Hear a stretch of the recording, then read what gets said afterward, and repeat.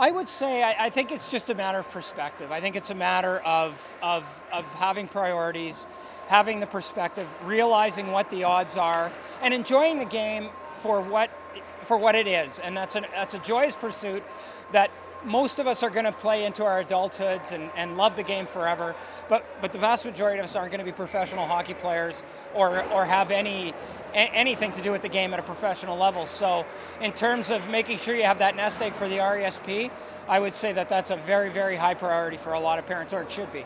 There's been quite a cottage industry around minor hockey in the last probably 10 to 20 years. There's a lot of people making a lot of money off of minor hockey in terms of private rink owners, one-on-one instructors, and a lot of people feel as though they have to spend the money to keep up with the other players and to spend upwards of $10,000-$20,000 a year just to play minor hockey these days.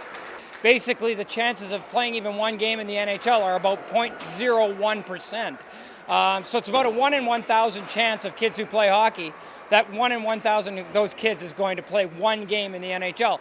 So, I mean, I'm not saying it's not a dream worth pursuing, but I think it's a dream that needs to have a bit of perspective. I think for a lot of people, the minor hockey dream is still pure.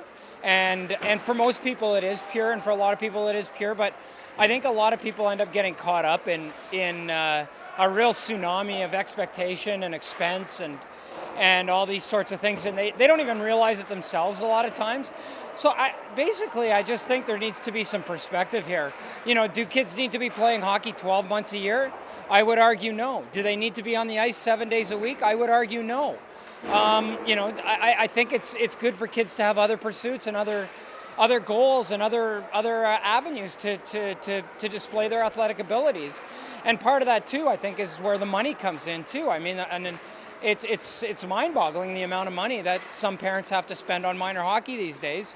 And part of the problem too is that's not being offset with, you know, parents maybe thinking long-term in terms of their child's post-secondary education and investing in things like RESPs. I have a lot of people say to me, what does my son have to do to get a scholarship? And I basically tell them, you know, take all the money that you're putting into minor hockey now, put it into an RESP, and your son, or in a lot of cases daughter, is not going to need an athletic scholarship because there'll be more than enough money to pay for university. It's an expensive game. It's an expensive pursuit.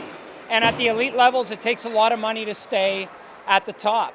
But I would be very worried if that were at the expense of saving for things like education, because even the most elite kids, it's still a big crapshoot for a lot of kids, and the vast majority of even the best players that are playing AAA hockey, which is the highest level of hockey in Canada, even the vast majority of those kids are not going to end up being able to make a career out of professional hockey.